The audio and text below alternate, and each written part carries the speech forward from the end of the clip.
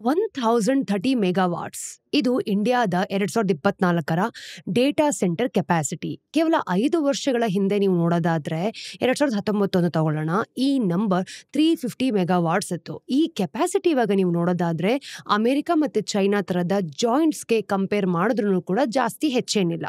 ಆದ್ರೆ ಇದು ಅಂದ್ರೆ ಒಂದು ಸಲ ನೀವು ಹಿಂತಿರುಗಿ ನೋಡಿದ್ರು ಕೂಡ 3 ಪಟ್ಟು ಹೆಚ್ಚಾಗಿ ಗ್ರೋತ್ ಅನ್ನ ಕಂಡಿದೆ. ಇಂಡಿಯಾದಲ್ಲಿ ಒಂದು ಡೇಟಾ ಸೆಂಟರ್ ಬೂಮ್ ನಡೀತಾ ಇದೆ ಗೊತ್ತಾ. ಇಂಡಿಯಾದ ಡೇಟಾ ಸೆಂಟರ್ ಇಂಡಸ್ಟ್ರಿಯ ಗ್ರೋತ್ ನಿಂದ ರಿಯಲ್ ಎಸ್ಟೇಟ್ ಮತ್ತೆ ರಿನ್ಯೂಬಲ್ ಎನರ್ಜಿ ತರದ ಬೇರೆ ಬೇರೆ ಇಂಡಸ್ಟ್ರೀಸ್ ಮೇಲೂ ಕೂಡ ಇಂಪ್ಯಾಕ್ಟ್ ಆಗ್ತಾ ಇದೆ. ಅದಕ್ಕೋಸ್ಕರನೇ ಟೆಲಿಕಾಂ ಜಾಯಿಂಟ್ಸ್ ಅಂತ ಏನ್ ಹೇಳ್ತೀವಿ, ಅದು ಕನ್ಸ್ಟ್ರಕ್ಷನ್ ಕಂಪನೀಸ್ ಮತ್ತೆ ಸ್ಟೇಟ್ ಗವರ್ಮೆಂಟ್ಸ್ ಅಲ್ಲಿ ಈ ಗ್ರೋತ್ ಕ್ಯಾಪ್ಚರ್ ಮಾಡ್ಕೊಳ್ಳೋದಕ್ಕೆ ಒಂದು ರೇಸೇ ಶುರುವಾಗಿದೆ. ಇವತ್ತಿನ ಈ ವಿಡಿಯೋದಲ್ಲಿ ನಾವು ಇಂಡಿಯಾದ ಡೇಟಾ ಸೆಂಟರ್ ಇಂಡಸ್ಟ್ರಿನ ಎಕ್ಸ್ಪ್ಲೋರ್ ಮಾಡ್ತೀವಿ. ಅದಾದ್ಮೇಲೆ ಕೆಲವು ರಿಪೋರ್ಟ್ಸ್ ಇಂದ ಬಂದಿರೋಂತ ಒಂದೊಂದು ನಂಬರ್ಸ್ ಅನ್ನ, ಅಂದ್ರೆ ಮೇಜರ್ ಟ್ರೆಂಡ್ಸ್ ಯಾವ ರೀತಿ ಇರುತ್ತೆ ಆ ಸ್ಪೇಸ್ ಇಂದ ನೋಡ್ಕೊಂಬರೋಣ. ಇದೆಲ್ಲ ಆದ್ಮೇಲೆ ಈ ಒಂದು ಪರ್ಟಿಕ್ಯುಲರ್ ಸ್ಪೇಸ್ ಬಗ್ಗೆ ನಾವು ಡೀಟೇಲ್ಡ್ ಆದ ಹಿಸ್ಟ್ರಿ ಏನಿದೆ ಅದನ್ನು ಕೂಡ ಎಕ್ಸ್ಪ್ಲೋರ್ ಮಾಡ್ಕೊಂಬರೋಣ. ಆಮೇಲೆ ನಾವು ಡೇಟಾ ಸೆಂಟರ್ ಇಂಡಸ್ಟ್ರಿಯ ಗ್ರೋತ್ ಇಂದ ಪಡಿಬೇಕಾಗಿರುವಂತಹ ಇಂಡಸ್ಟ್ರೀಸ್ ಯಾವ್ದು ಅನ್ನೋದ್ರ ಬಗ್ಗೆ ನೋಡೋಣ. ಮತ್ತೆ ವಿಡಿಯೋದ ಕೊನೆಗೆ ಈ ಒಂದು ಇಂಡಿಯಾದ ಡೇಟಾ ಸೆಂಟರ್ಸ್ ಕರೆಂಟ್ ಸಿಚುವೇಶನ್ ಹೇಗಿದೆ, ಈ ಸ್ಪೇಸ್ ನ ಫ್ಯೂಚರ್ ಕೂಡ ಎಕ್ಸ್ಪ್ಲೋರ್ ಯಾವ ರೀತಿ ಇರುತ್ತೆ ಅನ್ನೋದನ್ನ ನೋಡ್ಕೊಂಬರೋಣ. ಮೊದಲಿಗೆ ಈ ಇಂಡಸ್ಟ್ರಿಯ ಹಿಸ್ಟ್ರಿನ ನೋಡ್ಕೊಂಬರೋಣ. ಇಂಡಿಯಾದ ಡೇಟಾ ಸೆಂಟರ್ ಬೂಮ್ ಆಗಿದೆ ಅಂತ ನಾನು ಯಾವಾಗ್ಲೂ ಕೂಡ ನಿಮ್ಗೆ ಹೇಳ್ತಿರ್ತೀನಿ. ಈಗ ನಮ್ಮ ದೇಶದ ಮೊಬೈಲ್ ಇಂಟರ್ನೆಟ್ ರೆವಲ್ಯೂಷನ್ ಇಂದ ಸ್ಟಾರ್ಟ್ ಆಯ್ತು ಅಲ್ವಾ. ಸೆಪ್ಟೆಂಬರ್ 2014ರಲ್ಲಿ ರಿಲಯನ್ಸ್ ಏನ್ ಮಾಡ್ತು, ಜಿಯೋ ಅನ್ನ ಅಂದ್ರೆ ತನ್ನ ಒಂದು ಸೂಪರ್ ಕಡಿಮೆ ರೀತಿಯಲ್ಲಿ ಆಗಿರುವಂತಹ ಡೇಟಾ ಪ್ಲಾನ್ಸ್ ಜೊತೆ ಅದನ್ನ ಲಾಂಚ್ ಮಾಡ್ತು. ಇದರ ಇಂಪ್ಯಾಕ್ಟ್ ನೀವು ನೋಡೋದಾದ್ರೆ ಸಡನ್ ಆಗಿ ಆಗೋಯ್ತು. ಈಗ ಜನವರಿ 2017ರ ಹೊತ್ತಿಗೆ ಮೊದಲ ಬಾರಿಗೆ ಇಂಡಿಯಾದ ಡೇಟಾ ಯೂಸೇಜ್ ಅಮೆರಿಕದ ಡೇಟಾ ಯೂಸೇಜ್ ನ ಕ್ರಾಸ್ ಮಾಡ್ತು. ಅದು ನೋಡಿ ಒಂದು ಬಹಳ ದೊಡ್ಡ ಮಾರ್ಜಿನ್ಸ್ ನೊಂದಿಗೆ 2017ರಿಂದ ಇಂಡಿಯಾದ ಡೇಟಾ ಟ್ರಾಫಿಕ್ 30 ಟೈಮ್ಸ್ ಗಿಂತನೂ ಹೆಚ್ಚು ಅಂದ್ರೆ ಹೆಚ್ಚಾಗಿದೆ. ನೀವು ಬಹುಶಃ ಈ ಗ್ರೋತ್ ಅನ್ನ ನೋಡಿದ್ದೀರಾ ಮತ್ತೆ ಇದರಲ್ಲಿ ಕಾಂಟ್ರಿಬ್ಯೂಟ್ ಕೂಡ ಮಾಡಿದೀರಾ. ನೋಡಿ, 10 ವರ್ಷಗಳ ಹಿಂದೆ ಹೋಗೋಣ, ನಮ್ಮ ಹತ್ರ ಮೊಬೈಲ್ ಏನೋ ಇರ್ತಿತ್ತು, ಒಂದು ಮೂವಿ ಸ್ಟ್ರೀಮ್ ಮಾಡೋದು ಬಹಳ ಕಷ್ಟ ಆಗ್ತಿತ್ತು. ಯಾಕೆ ಅಂತ ಅಂದ್ರೆ ನಮ್ಗೆ ಬೇಕಾದಷ್ಟು ಡೇಟಾ ಅಂದ್ರೆ ಇಂಟರ್ನೆಟ್ ಸಿಗ್ತಿರ್ಲಿಲ್ಲ. ಆದ್ರೆ ಇವತ್ತು ಒಂದು ಡೈಲಿ ಆಕ್ಟಿವಿಟಿ ಆಗೋಗಿದೆ. ಅಂದ್ರೆ ಒಂದು ಮೊಬೈಲ್ ಅಲ್ಲಿ ನೀವು ಡೇಟಾ ಜೊತೆಗೆ ಒಂದು ಮೂವಿನ ನೋಡ್ಬೇಕು ಅಂತಂದ್ರೆ ಒಂದು ಗೇಮ್ ಆಡ್ದ ಹಾಗೆ. ಈಗ ಈ ಡೇಟಾ ಕನ್ಸಪ್ಷನ್ ಏನಿದೆ ಅದೊಂದು ಹ್ಯಾಬಿಟ್ ಅಂತಾನೆ ಹೇಳ್ಬೋದು.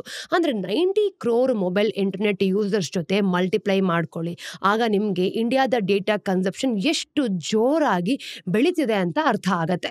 ಇಷ್ಟು ದೊಡ್ಡ ಡೇಟಾ ಕನ್ಸಪ್ಷನ್ ಲೋಡ್ ಹ್ಯಾಂಡಲ್ ಮಾಡೋದಕ್ಕೆ ಇಂಡಿಯಾದಲ್ಲಿ ಡೇಟಾ ಸೆಂಟರ್ಸ್ ಅವಶ್ಯಕತೆ ಇರುತ್ತೆ ಅಲ್ವಾ. ಆದ್ರೆ ಅದಕ್ಕೆ ಸಂಬಂಧಪಟ್ಟಿರೋ ಹಾಗೆ ಈ ಒಂದು ಡೇಟಾ ಸೆಂಟರ್ಸೇ ಇಲ್ಲ ಅಂದ್ರೆ ಹ್ಯಾಂಡಲ್ ಮಾಡೋದಕ್ಕೆ. ಈ ಗ್ರೋತ್ ನಿಂದಾಗಿ ಇಂಡಿಯಾದಲ್ಲಿ ಡೇಟಾ ಸೆಂಟರ್ಸ್ ನ ಡಿಮ್ಯಾಂಡ್ ನ ಒಂದು ಗ್ರೋತ್ ಕೂಡ ಬಂದಿದೆ. ಯಾಕೆ ಗೊತ್ತಾ, ಈ ಒಂದು ಡೇಟಾ ಸೆಂಟರ್ಸ್ ಏನಿದೆ ಇದ್ರ ಮೂಲಕ ಕಂಪನೀಸ್ಗಳು ಈ ಒಂದು ಕಸ್ಟಮರ್ಸ್ ನ ಒಂದು ಡೇಟಾನ ಸ್ಟೋರ್ ಮಾಡ್ಕೊಳ್ಬಹುದು ಮತ್ತೆ ಪ್ರಾಸೆಸ್ ಮಾಡ್ಬೋದು. ಹಾಗೇನೆ ಈ ಕಸ್ಟಮರ್ಸ್ಗೆ ಬೇಗ ಸರ್ವ್ ಕೂಡ ಮಾಡ್ಬೋದು. ಆದ್ರೆ ಈ ಕಂಪನೀಸ್ ತಮ್ಮದೇ ಆದ ಒಂದು ಆನ್ ಸೈಟ್ ಡೇಟಾ ಸೆಂಟರ್ಸ್ ನ ಈ ಲೋಡ್ ಹ್ಯಾಂಡಲ್ ಮಾಡೋದಕ್ಕೆ ಸ್ಕೇಲ್ ಆಗೋಕೆ ಆಗ್ತಾ ಇಲ್ಲ. ಅದಕ್ಕೋಸ್ಕರನೇ companies third party data centres providers ನ ಸಹಾಯ ತಗೊಳ್ತಿದೆ. ಅಂದ್ರೆ ನಮ್ಗೆ ಈ ರೀತಿ ಒಂದು ದೊಡ್ಡದಾದ ಹಬ್ ಬೇಕು, ನಿಮ್ ಕಡೆಯಿಂದ ಸಹಾಯ ಬರ್ಲಿ ಅಂತ ಥರ್ಡ್ ಪಾರ್ಟಿನ ಕೇಳ್ತಾ ಇರೋದು. ಹಲವು ಜನರಿಗೆ ಇಂಡಿಯಾದಲ್ಲಿ ಡೇಟಾ ಸೆಂಟರ್ಸ್ ನ ಡಿಮ್ಯಾಂಡ್ ಇದೆ. AI ನಿಂದಾಗಿ ಅಂದ್ರೆ ಹೆಚ್ಚಾಗ್ತಿದೆ ಅನ್ನೋದು ಕೂಡ ನಮ್ಗೆ ಕ್ಲಿಯರ್ ಆಗಿ ಕಾಣಿಸುತ್ತೆ. ಆದ್ರೆ ಈ ಗ್ರೋತ್ ನ ನೀವು ನೋಡೋದಾದ್ರೆ ರಿಯಲ್ ಡ್ರೈವರ್ ಯಾರು ಗೊತ್ತಾ, ನಮ್ಮ ಬೆಳಿತಿರೋ ಇಂಟರ್ನೆಟ್ ಸರ್ವಿಸ್ ನ ಡಿಮ್ಯಾಂಡ್ ಅಂತ ಹೇಳ್ಬೋದು. ಆ ಸರ್ವಿಸ್ ನಲ್ಲಿ ಡಿಜಿಟಲ್ ಪೇಮೆಂಟ್ಸ್ ಗಳು ಕೂಡ ತುಂಬಾ ಫಾಸ್ಟ್ ಆಗಿ ಆಗತ್ತೆ. ಇನ್ನು ಬಿಸ್ನೆಸ್ ನ ಈ ಒಂದು ಕ್ಲೌಡ್ ಮೈಗ್ರೇಷನ್ ನೋಡಿದ್ರೆ ಅದು ಕೂಡ ತುಂಬಾ ಫಾಸ್ಟ್ ಆಗಿ ನಡೀತಿದೆ. ಇನ್ನು ಈ ಒಂದು ಹಲವಾರು ಸರ್ವಿಸ್ ನಿಂದಾಗಿ ಇಂಡಿಯಾದ ಈ ಒಂದು ಇಂಟರ್ನೆಟ್ ಡಿಮ್ಯಾಂಡ್ ನ ನೀವು ನೋಡೋದಾದ್ರೆ ಇದರ ಗ್ರೋತ್ ಎವ್ರಿ ಡೇ ಹೆಚ್ಚಾಗ್ತಾನೆ ಇರತ್ತೆ. ಇನ್ನು ತನ್ನ ಹೈಪ್ ಇದ್ರೂ ಕೂಡ ಸದ್ಯಕ್ಕೆ AI ವರ್ಕ್ ಲೋಡ್ ಇಂಡಿಯಾದ ಡೇಟಾ ಸೆಂಟರ್ ಯೂಸ್ ನಲ್ಲಿ ಬಹಳ ಕಡಿಮೆ ಕಾಂಟ್ರಿಬ್ಯೂಟ್ ಮಾಡತ್ತೆ. ಆದ್ರೆ ಈ ಕಾಂಟ್ರಿಬ್ಯೂಷನ್ ನಲ್ಲಿ ಒಂದು ದೊಡ್ಡ ಚೇಂಜ್ ಅಂದ್ರೆ ಶೀಘ್ರದಲ್ಲೇ ನಾವು ಎಕ್ಸ್ಪೆಕ್ಟ್ ಮಾಡಬಹುದು. ಸದ್ಯಕ್ಕೆ ಟೆಲಿಕಾಂ ಪ್ಲೇಯರ್ಸ್ ಇಂಡಿಯಾದಲ್ಲಿ ಅತಿ ದೊಡ್ಡ ಡೇಟಾ ಸೆಂಟರ್ ಬಿಲ್ಡರ್ಸ್ ಆಗಿರೋದು ಅಂತ ನಮ್ಮೆಲ್ಲರಿಗೂ ಕೂಡ ಗೊತ್ತಿದೆ. ಇಂಡಿಯಾದ 5 ಅತಿ ದೊಡ್ಡ ಡೇಟಾ ಸೆಂಟರ್ಸ್ ಅಲ್ಲಿ 3 ಟೆಲಿಕಾಂ ಬಿಸ್ನೆಸ್ ಇರುವಂತಹ ಕಂಪನೀಸ್ಗಳು ಸ್ವಂತದಾಗಿ ಮಾಡ್ಕೊಂಡಿದೆ. For example Airtel and NTT. ಈಗ ರಿಲಯನ್ಸ್ ಕೂಡ ಈ ಸ್ಪೇಸ್ ನಲ್ಲಿ ಪ್ರೆಸೆಂಟ್ ಇದೆ ಅಂತ ಗೊತ್ತಾಗತ್ತೆ. ಆದ್ರೆ ಒಂದ್ಸಲ ಯೋಚನೆ ಮಾಡಿ, ಈ ಒಂದು ಟೆಲಿಕಾಂ ಇಂಡಸ್ಟ್ರಿ ತರ ಅಂದ್ರೆ ನಮ್ಗೆ ಏನ್ ಗೊತ್ತಾಗತ್ತೆ, ಈ 3 ಕಂಪನೀಸ್ಗಳು ಮೇಜರ್ ಆಗಿ ಪ್ಲೇ ಮಾಡ್ತಿದ್ದಾರೆ ಅಂತ ಗೊತ್ತಾಗತ್ತೆ. ಇದು ಇನ್ನು ಈ ಸ್ಪೇಸ್ ನ ಲೀಡರ್ ಆಗಿಲ್ಲ. ಆದ್ರೆ ಇಲ್ಲೊಂದ್ಸಲ ನಾವು ಯೋಚನೆ ಮಾಡ್ಬೇಕು, ರಿಲಯನ್ಸ್ ಜಾಮ್ನಗರದಲ್ಲಿ ಒಂದು ಡೇಟಾ ಸೆಂಟರ್ಸ್ ಅನ್ನ ಕಟ್ಟಿಸ್ತಾ ಇದೆ. ಅದು ಅತಿ ದೊಡ್ಡ ಅಂದ್ರೆ ಪ್ರಪಂಚದಲ್ಲೇ ಡೇಟಾ ಸೆಂಟರ್ ಆಗ್ಬಹುದು. ಇನ್ನು ಅತಿ ದೊಡ್ಡ ಡೇಟಾ ಸೆಂಟರ್ ಮಾತ್ರ ಅಲ್ಲ, ಇಂಡಿಯಾದಲ್ಲಿ 5G 5G ಪೆನೆಟ್ರೇಷನ್ ಹೆಚ್ಚಾಗ್ತಿರೋ ಹಾಗೆ ಟೆಲಿಕಾಂ ಕಂಪನೀಸ್ ತಮ್ಮ ಒಂದು ಡೇಟಾ ಸೆಂಟರ್ ಕೆಪಾಸಿಟಿಯನ್ನು ಕೂಡ ಹೆಚ್ಚಿಸಬಹುದು. Interestingly telecom companies data centres ನ ಡಿಮ್ಯಾಂಡ್ ನೀವು ನೋಡೋದಾದ್ರೆ ಕೇವಲ 4% ಮಾತ್ರ ಕಾಂಟ್ರಿಬ್ಯೂಟ್ ಮಾಡುತ್ತೆ. ಈಗ ಮ್ಯಾಕ್ಸಿಮಮ್ ಡಿಮ್ಯಾಂಡ್ ಅಂತ ಅನ್ಕೊಳ್ಳಿ, ಹೈಪರ್ ಸ್ಕೇಲ್ ಇಂದ ಬರುತ್ತೆ ಅಂತ ನಮ್ಮೆಲ್ಲರಿಗೂ ಕೂಡ ಗೊತ್ತು. ಇವರು AWS, ಗೂಗಲ್ ಕ್ಲೌಡ್ ಮತ್ತೆ ಮೈಕ್ರೋಸಾಫ್ಟ್ ಅಜೂರ್ ತರದ ಕ್ಲೌಡ್ ಪ್ರೊವೈಡರ್ಸ್ ನ ಇರ್ತಾರೆ. ಅಂದ್ರೆ ಇವರು ಬೇರೆ ಬೇರೆ ಕಂಪನೀಸ್ಗೆ ಈ ಒಂದು ಸರ್ವಿಸ್ ನು ಕೂಡ ಕೊಡ್ತಿರ್ತಾರೆ. ಇನ್ನು ಟೆಲಿಕಾಂ ಕಂಪನೀಸ್ ಹೆಚ್ಚಾಗಿ ತಮ್ಮದೇ ಆದ ಡೇಟಾ ಸೆಂಟರ್ಸ್ ಕೆಪಾಸಿಟಿಯಿಂದ ಇವ್ರು ಯಾರು ಕೂಡ ಯೂಸ್ ಮಾಡಲ್ಲ. ಆದ್ರೆ ಟೆಲಿಕಾಂ ಕಂಪನೀಸ್ ನ ನೀವು ನೋಡೋದಾದ್ರೆ ಈ ಒಂದು ಡೇಟಾ ಸೆಂಟರ್ಸ್ ಕಟ್ಸೋದ್ರಲ್ಲಿ ಫೋಕಸ್ ಮಾಡ್ತಾ ಇದೆ. ಯಾಕೆ ಅಂತಂದ್ರೆ ಅವ್ರ ಹತ್ರ ಈ ಸ್ಪೇಸ್ ನಲ್ಲಿ ಒಂದು ನ್ಯಾಚುರಲ್ ಅಡ್ವಾಂಟೇಜ್ ಇದೆ. ನೋಡಿ, ಡೇಟಾ ಸೆಂಟರ್ಸ್ ಆಪರೇಟ್ ಮಾಡೋಕೆ ಸ್ಟ್ರಾಂಗ್ ಆಗಿರೋ ಅಂದ್ರೆ ಈ ಒಂದು ಅನ್ಇಂಟರಪ್ಟೆಡ್ ಕನೆಕ್ಟಿವಿಟಿ ಬೇಕೇ ಬೇಕು. ಜೊತೆಗೆ ನೀವು ಇದನ್ನ ಕ್ಲೋಸ್ ಆಗಿ ಅಬ್ಸರ್ವ್ ಮಾಡಿದ್ರೆ ಟೆಲಿಕಾಂ ಕಂಪನೀಸ್ ಈಗಾಗಲೇ ಫೈಬರ್ ನೆಟ್ವರ್ಕ್ ಅನ್ನ ಸ್ವಂತದಾಗಿ ಮಾಡ್ಕೊಂಡಿದೆ. ಹಾಗಾಗಿ ಇಲ್ಲಿ ಗೊತ್ತಾಗೋದೇನು, ಅವರು ಡೇಟಾ ಸೆಂಟರ್ಸ್ಗೆ ಬೇಕಾಗಿರುವಂತಹ ಕನೆಕ್ಟಿವಿಟಿನ ಕೊಡಬಹುದು. ಸೊ ಅದಕ್ಕೋಸ್ಕರನೇ ಟೆಲಿಕಾಂ ಕಂಪನೀಸ್ ನ ನೀವು ನೋಡೋದಾದ್ರೆ ತಮ್ಮ ನೆಟ್ವರ್ಕ್ಸ್ ಜೊತೆ ಆಪರೇಟ್ ಆಗೋ ತರ ಅಂದ್ರೆ ಡೇಟಾ ಸೆಂಟರ್ಸ್ ಅನ್ನ ಸೆಟಪ್ ಮಾಡ್ಕೊಳತ್ತೆ. ನೋಡಿ, ಡೇಟಾ ಸೆಂಟರ್ಸ್ ನ ಎಸ್ಟಾಬ್ಲಿಷ್ ಮಾಡಬೇಕು, ದೊಡ್ಡದಾಗಿ ಬೆಳೆಸಬೇಕು ಅಂತಂದ್ರೆ ಬೇಕಾದಷ್ಟು ಬಂಡವಾಳ ಬೇಕು. ಇವುಗಳನ್ನ ಸೆಟಪ್ ಮಾಡೋಕೆ ಬಹಳಷ್ಟು ಅಂದ್ರೆ ದೊಡ್ಡ ಲ್ಯಾಂಡ್ ಪ್ಲಾಟ್ಸ್ ಬೇಕಾಗತ್ತೆ. ಅಂದ್ರೆ ಜಾಯಿಂಟ್ ಆಗಿರ್ಬೋದು, ಕ್ಲೈಮ್ ಕಂಟ್ರೋಲ್ಡ್ ಬಿಲ್ಡಿಂಗ್ಸ್ ಅಂತ ಏನ್ ಹೇಳ್ತೀವಿ ಆ ರೀತಿನೇ ಕಟ್ಟಿಸ್ಬೇಕು. ಅಂದ್ರೆ ಸಣ್ಣ ಪುಟ್ಟ ಜಾಗದಲ್ಲಿ ಇದನ್ನ ನಡೆಸೋದಕ್ಕಾಗಲ್ಲ. ಈ ಬಿಲ್ಡಿಂಗ್ಸ್ಗೆ ಪವರ್ ಕೂಡ ಅಂದ್ರೆ ಈ ಸಪ್ಲೈ ಏನ್ ಮಾಡ್ತೀವಿ ಅದು ಕೂಡ ಹೆಚ್ಚಾಗಬೇಕು. ಹಾಗೆ ಡೇಟಾ ಪ್ರಾಸೆಸಿಂಗ್ಗೆ ಡಿವೈಸ್, ಸ್ಟೋರೇಜ್ ರ್ಯಾಕ್ಸ್ ಅಂತ ಏನ್ ಹೇಳ್ತೀವಿ ಅದು ಕೂಡ ಬೇಕಾಗತ್ತೆ. ಇದೆಲ್ಲದಕ್ಕಿಂತ ಹೆಚ್ಚಾಗಿ ಪೇಮೆಂಟ್ಸ್ ಅನ್ನು ಕೂಡ ನೀವು ಹೆಚ್ಚಾಗಿ ಮಾಡಬೇಕು. ಇದನ್ನೆಲ್ಲ ನಾವು ನೋಡಿದಾಗ ಅರ್ಥ ಆಗೋದೇನು, ಇದಕ್ಕೆ ಬೇಕಾದಷ್ಟು ಹಣ ಖರ್ಚಾಗತ್ತೆ. ಜೊತೆಗೆ ಲ್ಯಾಂಡ್ ಮತ್ತೆ ಪವರ್ಗೆ ರಿಲೇಟೆಡ್ ಆಗಿರೋ ಹಲವಾರು ರೆಗ್ಯುಲೇಷನ್ಸ್ ಜೊತೆ ನೀವು ಡೀಲ್ ಮಾಡಬೇಕಾಗತ್ತೆ. ಇಲ್ಲಿ ಇಂಡಿಯನ್ ಟೆಲಿಕಾಂ ಕಂಪನೀಸ್ ಹತ್ರ 2 ಅಡ್ವಾಂಟೇಜಸ್ ಇದೆ. ಮೊದಲನೇದು ಏನ್ ಅರ್ಥ ಮಾಡ್ಕೊಳ್ಬೇಕಾಗಿರೋದು ನಾವು, ಅವ್ರಿಗೆ ತಮ್ಮ ಸ್ಕೇಲ್ ನಿಂದಾಗಿ ಬ್ಯಾಂಕ್ ನಿಂದ ನೀವು ನೋಡೋದಾದ್ರೆ ಲೋ ಇಂಟ್ರೆಸ್ಟ್ ಲೋನ್ಸ್ ಏನೋ ಸಿಗ್ಬೋದು. ಇನ್ನು ಎರಡನೇದು ಅವ್ರ ಹತ್ರ ಅಂದ್ರೆ ಇಂಡಿಯನ್ ಲಾಸ್ ಜೊತೆ ಕೆಲಸ ಮಾಡೋ ವರ್ಷಗಳನ್ನ ನೀವು ನೋಡೋದಾದ್ರೆ ಬೇಕಾದಷ್ಟು ಎಕ್ಸ್ಪೀರಿಯನ್ಸ್ ಕೂಡ ಇದೆ. ಅಂದ್ರೆ ಈ 2 ಅಡ್ವಾಂಟೇಜ್ ನಿಂದಾಗಿ ಇಂಡಿಯನ್ ಟೆಲಿಕಾಂ ಕಂಪನೀಸ್ ಅಲ್ಲಿ ಕೆಲಸ ಮಾಡುವಂತಹ ಪ್ಲೇಯರ್ಸ್ ಗಳನ್ನ ನೀವು ನೋಡಿದಾಗ ಅವ್ರ ಹತ್ರ ಒಂದು ಎಡ್ಜ್ ಇದೆ. ಅದು ಕ್ಯಾಪಿಟಲ್ ರಿಚ್ ಹೈಪರ್ ಸ್ಕೇಲರ್ಸ್ ಹತ್ರ ಕೂಡ ಇಲ್ಲ ಅಂತ ನಮಗೆ ಗೊತ್ತಾಗತ್ತೆ. ನೋಡಿ, ಅದಕ್ಕೋಸ್ಕರನೇ ಇಂಡಿಯನ್ ಟೆಲಿಕಾಂ ಪ್ಲೇಯರ್ಸ್ಗೆ ಡೇಟಾ ಸೆಂಟರ್ಸ್ ಒಂದು ಹೈ ಮಾರ್ಜಿನ್ ಸೆಗ್ಮೆಂಟ್ ಆಗ್ಬಿಡತ್ತೆ. ಡೇಟಾ ವಿಷಯಕ್ಕೆ ನಾವು ಬಂದ್ರೆ ಟೆಲಿಕಾಂ ಪ್ಲೇಯರ್ಸ್ ಗಳಿಗೆ ಅಂದ್ರೆ ಕಸ್ಟಮರ್ಸ್ಗೆ ಕಡಿಮೆ ಡೇಟಾ ಪ್ರೊವೈಡ್ ಮಾಡಿಕೊಂಡು ಬಹಳಷ್ಟು ಹಣನೂ ಕೂಡ ಗಳಿಸಕ್ಕಾಗಲ್ಲ. ಇನ್ನು ಎಂಟರ್ಪ್ರೈಸಸ್ ನ ನೀವು ನೋಡೋದಾದ್ರೆ ಅವ್ರ ಹತ್ರ ಹೈಯೆಸ್ಟ್ ಪೇಯಿಂಗ್ ಕಸ್ಟಮರ್ಸ್ ಆಗಿರ್ತಾರೆ. ಸೊ ಇದೆಲ್ಲಾನು ಕೂಡ ನಾವು ಕ್ಲೋಸ್ ಆಗಿ ಅಬ್ಸರ್ವ್ ಮಾಡಿದ್ರೆ ನಮ್ಗೆ ಅರ್ಥ ಆಗೋದೇನು ಅಂದ್ರೆ ಇವ್ರಿಗೆ ತಮ್ಮ ಆಪರೇಷನ್ಸ್ ಅನ್ನ ಸ್ಮೂತ್ ಆಗಿ ಇಡಬೇಕು ಅಂತಂದ್ರೆ ಬಹಳಷ್ಟು ಡೇಟಾ ಪ್ರಾಸೆಸ್ ಅನ್ನ ಮಾಡ್ಬೇಕಾಗತ್ತೆ. ಅದಕ್ಕೋಸ್ಕರನೇ ಟೆಲಿಕಾಂ ಕಂಪನೀಸ್ ಈ ಒಂದು ಎಂಟರ್ಪ್ರೈಸಸ್ಗೆ ಅಂದ್ರೆ ನೆಟ್ವರ್ಕ್ ಆಕ್ಸೆಸ್ ಅನ್ನ ನೀವು ನೋಡ್ಕೊಂಡಾಗ ಜೊತೆಗೆ ಡೇಟಾ ಸೆಂಟರ್ ಸರ್ವಿಸ್ ಏನಿರುತ್ತೆ ಅದನ್ನ ಒಟ್ಟಿಗೆ ಬಂಡಲ್ ಮಾಡ್ಕೊಂಡು ಕೆಲಸ ಮಾಡ್ತಾರೆ. ಫಾರ್ ಎಕ್ಸಾಂಪಲ್, ಒಂದು OTT ಪ್ಲಾಟ್ಫಾರ್ಮ್ ಅಂತ ಅನ್ಕೊಳ್ಳೋಣ. ಇವ್ರ ಆಪರೇಟರ್ಸ್ ಯಾರೆಲ್ಲ ಇರ್ತಾರೆ ಅವ್ರನ್ನ ನಾವು ಎಕ್ಸಾಂಪಲ್ ಆಗಿ ತಗೊಂಡ್ರೆ ಅವ್ರಿಗೆ ಡೇ ಟು ಡೇ ಟಾಸ್ಕ್ ಗಳು ಏನಿರುತ್ತೆ ಅದಕ್ಕೆ ಒಂದು ಡೇಟಾ ಜೊತೆಗೆ ನಾವು ನೋಡ್ಕೊಂಡಾಗ ಸ್ಟ್ರೀಮಿಂಗ್ ಟ್ರಾಫಿಕ್ ಹ್ಯಾಂಡಲ್ ಮಾಡೋದಕ್ಕೆ ಬಹಳಷ್ಟು ಡೇಟಾ ಸೆಂಟರ್ ಕೆಪಾಸಿಟಿ ಬೇಕೇ ಬೇಕಾಗತ್ತೆ ಅಲ್ವಾ. ಇಂತಹ ಸಂದರ್ಭದಲ್ಲಿ ನಾವು ನೋಡೋದಾದ್ರೆ stand alone data centres providers ಏನೆಲ್ಲ ಇರ್ತಾರೆ ಅವರ ಒಂದು ಸರ್ವಿಸಸ್ ಕೂಡ ತುಂಬಾ ಕಾಸ್ಟ್ಲಿ ಆಗ್ಬೋದು. ಆದ್ರೆ ಟೆಲಿಕಾಂ ಕಂಪನೀಸ್ ಅಂದ್ರೆ ಕಡಿಮೆ ರೇಟ್ ನಲ್ಲಿ ಬಂಡಲ್ಸ್ ಗಳಿರುತ್ತೆ ಗೊತ್ತಾ, ಅದನ್ನ ಪ್ರೊವೈಡ್ ಮಾಡಬಹುದು. ಇದರಿಂದ ಅವರ ಕ್ಲೈಂಟ್ಸ್ ಗಳು ಯಾರೆಲ್ಲ ಇರ್ತಾರೆ ಅವರ ಕಾಸ್ಟ್ ಗಳನ್ನ ನೋಡ್ಕೊಂಡಾಗ ಸ್ವಲ್ಪ ಉಳಿಯತ್ತೆ. ಜೊತೆಗೆ ಕೇವಲ ಟೆಲಿಕಾಂ ಕಂಪನೀಸ್ ನ ಕ್ಲೈಂಟ್ ಮಾತ್ರ ಅಲ್ಲ, ಕೆಲವು ಬೇರೆ ಇಂಡಸ್ಟ್ರೀಸ್ ಕೂಡ ಇದೆ. ಅವುಗಳ ಮೇಲೆ ಇಂಡಿಯಾದಲ್ಲಿ ಎಸ್ಪೆಷಲಿ ನೀವು ನೋಡೋದಾದ್ರೆ ಡೇಟಾ ಸೆಂಟರ್ಸ್ ನ ಡಿಮ್ಯಾಂಡಿಂಗ್ ಗ್ರೋತ್ ಅಂದ್ರೆ ಇಂಪ್ಯಾಕ್ಟ್ ಆಗ್ಬೋದು ಅಂತ. Especially real estate and power, ಇದ್ರ ಬಗ್ಗೆ ಅಂದ್ರೆ ಈ 2 ಇಂಡಸ್ಟ್ರೀಸ್ ಮೇಲೆ ಡೇಟಾ ಸೆಂಟರ್ಸ್ ಗ್ರೋತ್ ಇದೆಯಲ್ವಾ, ಇದು ಯಾವ ರೀತಿ ಪರಿಣಾಮ ಬೀಳುತ್ತೆ ಅನ್ನೋದ್ರ ಬಗ್ಗೆ ನೋಡ್ಕೊಂಬರೋಣ. ಮೊದಲಿಗೆ ರಿಯಲ್ ಎಸ್ಟೇಟ್. ಡೇಟಾ ಸೆಂಟರ್ಸ್ಗೆ ಬಹಳಷ್ಟು ನ್ಯಾಚುರಲ್ ರಿಸೋರ್ಸಸ್ ಬೇಕಾಗತ್ತೆ. ಅವುಗಳಿಗೆ ಬಹಳಷ್ಟು ಲ್ಯಾಂಡ್ ಅಂದ್ರೆ ಭೂಮಿ, ಕೂಲಿಂಗ್ಗೆ ವಾಟರ್ ಸಪ್ಲೈ ಮತ್ತೆ ಫೈಬರ್ ನೆಟ್ವರ್ಕ್ಸ್ ಅಂತ ಏನ್ ಹೇಳ್ತೀವಿ ಅದು, ಹಾಗೆ ಪವರ್ ಸಪ್ಲೈ, ಈ ಒಂದು ಸ್ಟೇಷನ್ಸ್ ಗಳು ಬೇಕೇ ಬೇಕಾಗತ್ತೆ. ನೋಡಿ, ಭೂಮಿ ಬೇಕು ಅಂತಂದ್ರೆ ಅದಕ್ಕೆ ಬೇಕಾಗಿರುವಂತಹ ಎಲೆಕ್ಟ್ರಿಸಿಟಿ ಅಂದ್ರೆ ವಿದ್ಯುತ್ ಅಂತ ಏನ್ ಹೇಳ್ತೀವಿ ಅದರ ಸಪ್ಲೈ ಕೂಡ ಈಕ್ವಲ್ ಆಗಿ ಆಗ್ಬೇಕು ಅಲ್ವಾ. ಈ ಎಲ್ಲಾ ರಿಸೋರ್ಸಸ್ ಅನ್ನ ಕಲೆಕ್ಟ್ ಮಾಡೋದು ರಿಯಲ್ ಎಸ್ಟೇಟ್ ಬಿಸ್ನೆಸ್ ನ ಒಂದು ನಾರ್ಮಲ್ ಆಪರೇಷನ್ಸ್ ಏನಿರುತ್ತೆ ಅದರ ಒಂದು ಭಾಗ ಆಗಿದೆ. ನೋಡಿ, ರಿಯಲ್ ಎಸ್ಟೇಟ್ ಅಂತಾನೆ ನೋಡಿದಾಗ ಬಿಸ್ನೆಸ್ಗೆ ಅಂದ್ರೆ ಡೇಟಾ ಸೆಂಟರ್ಸ್ ನ ಒಂದು ಹೊಸ ಅಸೆಟ್ ಕ್ಲಾಸ್ ಆಗ್ತಾ ಇದೆ. ಅದನ್ನ ಡೆವಲಪರ್ಸ್ ಏನ್ ಮಾಡ್ತಾರೆ, ಚೇಸ್ ಮಾಡ್ಕೊಂಡು ಹೋಗ್ತಾರೆ, ಇದಕ್ಕೆ ಜಾಸ್ತಿ ಇಂಪಾರ್ಟೆನ್ಸ್ ಕೊಡ್ತಾರೆ. ಅದೆಲ್ಲದಕ್ಕಿಂತ ಹೆಚ್ಚಾಗಿ ರಿಯಲ್ ಎಸ್ಟೇಟ್ ಕಂಪನೀಸ್ ನ ಕ್ವಾರ್ಟರ್ಲಿ ಅರ್ನಿಂಗ್ಸ್ ಕಾಲ್ ನಿಂದ ಪ್ರತಿಯೊಂದನ್ನು ಕೂಡ ಕ್ಲಿಯರ್ ಆಗುತ್ತೆ. For example, real estate develop developer company ಏನಿದೆ, ಇದೊಂದು ಅನಂತ್ ರಾಜ್ ಹೇಳಿರೋ ಪ್ರಕಾರ ಒಂದು ಸಪರೇಟ್ ಡೇಟಾ ಸೆಂಟರ್ ಡಿವಿಷನ್ ಅನ್ನ ಲಾಂಚ್ ಮಾಡ್ಕೊಂಡಿದ್ದಾರೆ. ಕಂಪನಿ ತನ್ನದೇ ಆದ ಕ್ಲೌಡ್ ಸರ್ವಿಸ್ ಕೂಡ ಲಾಂಚ್ ಮಾಡಿದೆ ಅಂತಾನು ಹೇಳಿದೆ. ಇನ್ನು ಒಂದು ಫ್ರೆಶ್ ಇಶ್ಯೂ ಮೂಲಕ 2100 crores rupeesನ ರೇಸ್ ಮಾಡಬೇಕು ಅಂತಾನು ಕೂಡ ಇವರು ಬಯಸ್ತಿದ್ದಾರೆ. ಈ ಹಣದಿಂದ ಏನಾಗುತ್ತೆ, ಕಂಪನಿ ತನ್ನ ಒಂದು ಡೇಟಾ ಸೆಂಟರ್ ಪ್ರಾಜೆಕ್ಟ್ ಸ್ಕೇಲ್ ಏನೆಲ್ಲ ಇರುತ್ತೆ ಅದಕ್ಕೆ ಅವಾಗವಾಗ ಫಂಡ್ ಮಾಡುತ್ತೆ.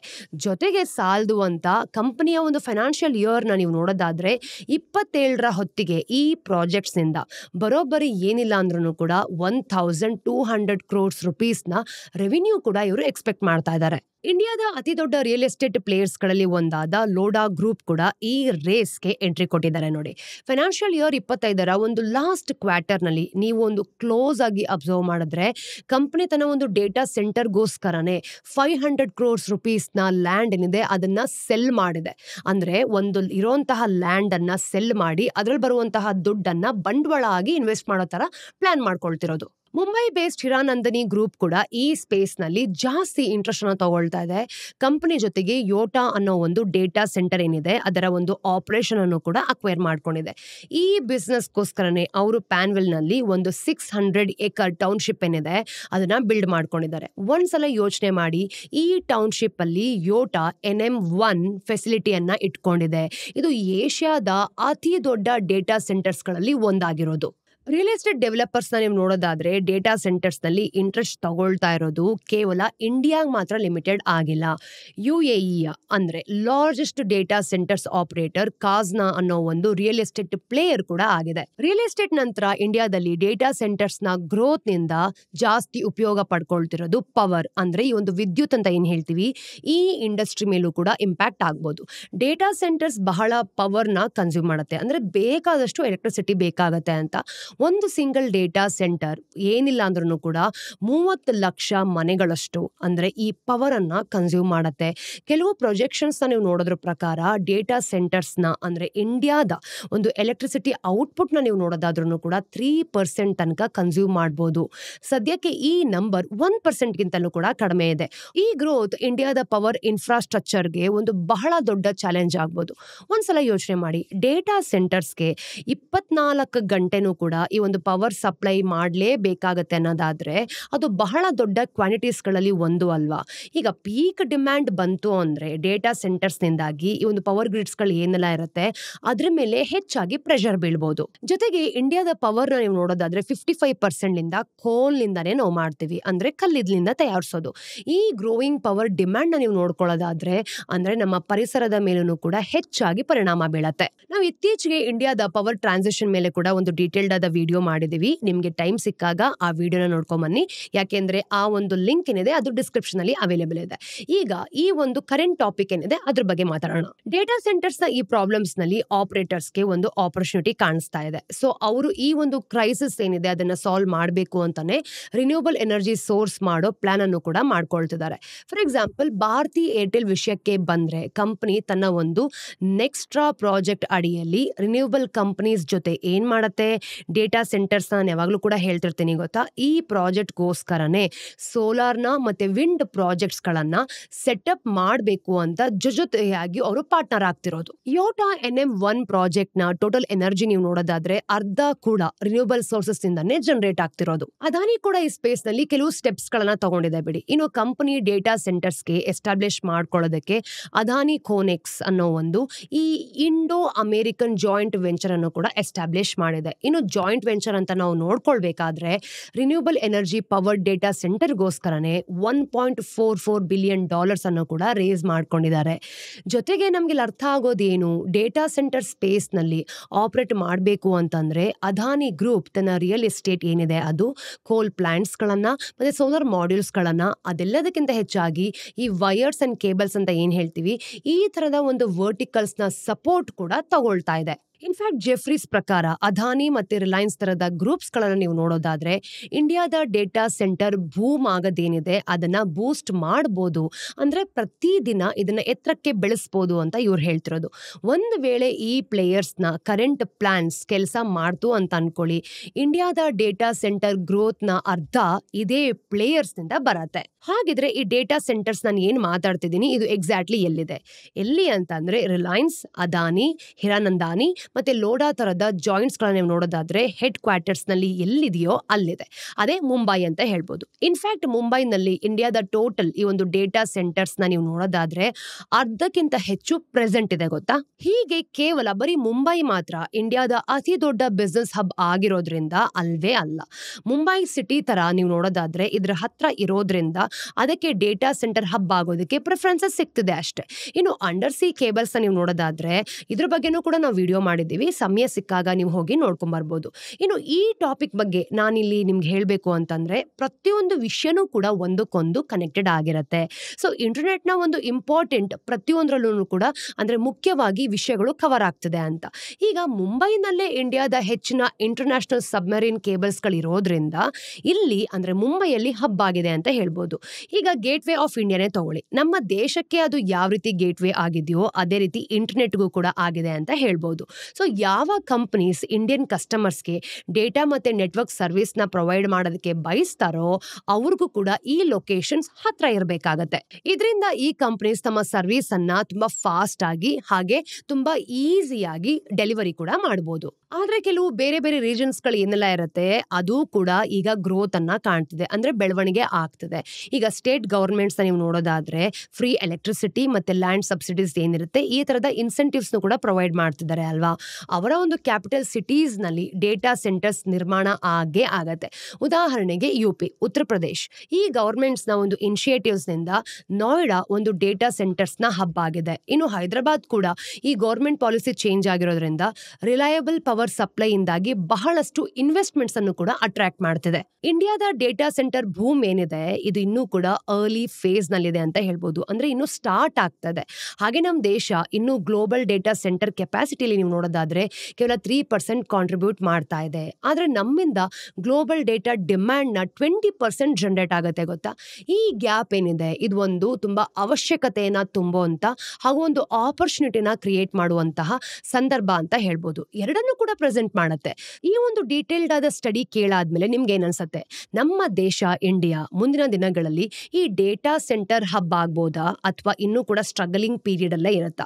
ಅಂದ್ರೆ ಈ ಎಲ್ಲಾ ಒಂದು ಆಪರ್ಚುನಿಟಿಗಳನ್ನ ಹಾಗೆ ಅವಶ್ಯಕತೆಗಳನ್ನ ನಾವು ನೋಡಿದಾಗ ಅನ್ಸೋದು ಇಂಡಿಯಾ ಬರ್ತಾ ಬರ್ತಾ ಈ ಒಂದು ಗ್ರೋಯಿಂಗ್ ಫೇಸ್ ಅಲ್ಲಿ ತನ್ನದೇ ಆದ ಒಂದು ಲಕ್ಷಣಗಳನ್ನ ಹಾಗೆ ಒಂದು ಈ ಜಾಗ ಅಂತ ಏನ್ ಹೇಳ್ತೀವಿ ಅದನ್ನ ಕ್ರಿಯೇಟ್ ಮಾಡ್ಕೊಳ್ತಿದೆ ಅಂತ. ಸೊ ಈ ಒಂದು ಸ್ಟೋರಿ ಬಗ್ಗೆ ನಿಮ್ಮ ವ್ಯೂಸ್ ಮತ್ತೆ ಒಪಿನಿಯನ್ಸ್ ಏನು ಅನ್ನೋದನ್ನ ಕಮೆಂಟ್ ಸೆಕ್ಷನ್ ಅಲ್ಲಿ ತಿಳಿಸಿ.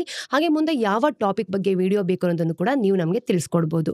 ವಿಡಿಯೋ ಇಷ್ಟ ಆದಲ್ಲಿ ಲೈಕ್ ಮಾಡಿ, ಶೇರ್ ಮಾಡಿ, ಸಬ್ಸ್ಕ್ರೈಬ್ ಮಾಡಿ. ಮುಂದಿನ ಡೈಲಿ ಬ್ರೀಫ್ ಅಲ್ಲಿ ನಾನು ಸಿಗ್ತೀನಿ. ಅಲ್ಲಿ ತನಕ ಟೇಕ್ ಕೇರ್. ನಾನು ನಿಮ್ಮ ಚಂದನ, ಸೈನಿಂಗ್ ಆಫ್.